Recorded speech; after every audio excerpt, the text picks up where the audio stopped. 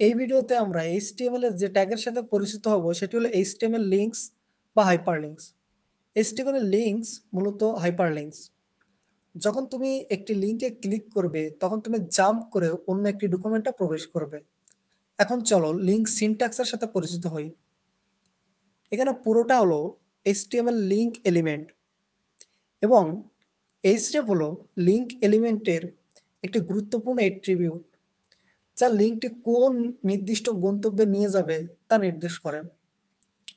আমি যদি href অ্যাট্রিবিউটের value URL এর জায়গায় google.com এর ইউআরএল দিয়ে দেই, তখন পাঠক যখন লিঙ্ক টেক্সটের উপর ক্লিক করবে তখন তিনি গুগলের পেজে চলে যাবেন।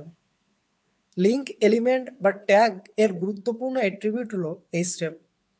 লিঙ্ক অবশ্যই টেক্সট হতে হবে এমন কোনো কথা নয়। লিঙ্ক ইমেজ হতে পারে বা ছবি অথবা অন্য যে কোনো HTML এলিমেন্টও হতে পারে। Happy learning.